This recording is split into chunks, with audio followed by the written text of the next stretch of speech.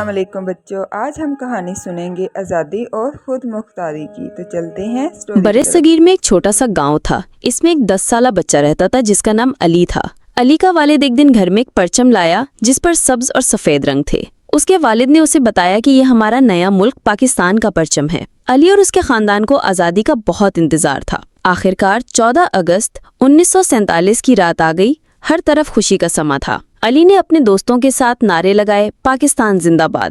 لیکن اگلے دن ان کی خوشی غم میں بدل گئی۔ انہیں معلوم ہوا کہ انہیں اپنا گھر چھوڑ کر نئے ملک کی طرف جانا پڑے گا۔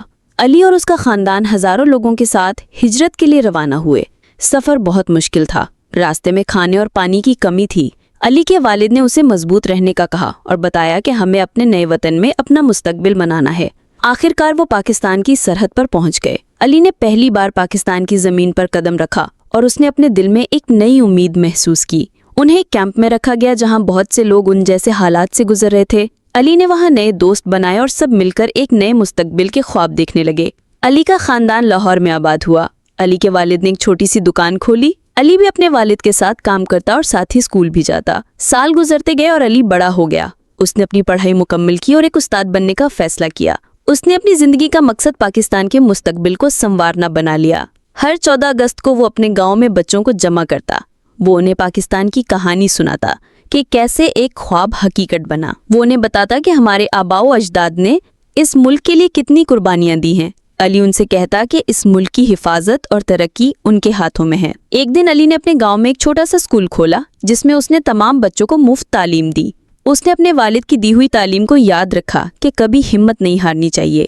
علی کا اسکول پورے گاؤں میں مشہور ہو گیا۔ بچے وہاں پڑھائی کرتے اور ملی نغمے گاتے تھے۔ علی کی کہانی گاؤں کے ہر بچے کی زبان پر تھی۔ اس کا سب سے پیارا دن 14 اگست تھا۔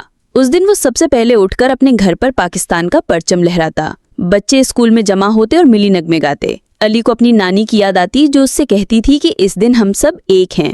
علی کی آنکھوں میں ایک امید کی چمک ہوتی کہ اس نے اپنا حصہ ڈال دیا۔ ایک دن علی نے اپنی آنکھیں بند کی اور اس سے اپنے والد کی آواز سنائی دی۔ اس کے والد نے کہا، تم نے ہمارا خواب پورا کر دیا علی۔ علی مسکرایا اور اس نے اپنے بچوں کو دیکھا جو پاکستان کا پرچم تھامے ہوئے تھے۔ پاکستان کا مستقبل ان کے چہروں پر چمک رہا تھا۔ علی نے اس دن ایک بار پھر پاکستان زندہ باد کا نعرہ لگایا۔ یہ کہانی علی کی نہیں بلکہ ہر پاکستانی کی ہے جس نے اپنے وطن کے لیے قربانیاں دیں اور اسے سنوارا۔ یہ کہانی ہمیں یہ سکھاتی ہے کہ آزادی ایک نعمت ہے جو ہمیں بہت سی قربانیوں کے بعد ملی، اور یہ کہ اس ملک کی حفاظت اور ترقی ہماری ذمہ داری ہے۔ ہمیں اس ملک کی قدر کرنی چاہیے اور اسے ایک بہتر مستقبل کی طرف لے جانا چاہیے۔ سٹوری اچھی لگی ہو تو چینل کو لائک، سبسکرائب اینڈ شیئر کرنا نہ بھولیں۔ ملتے ہیں اگلی سٹوری میں۔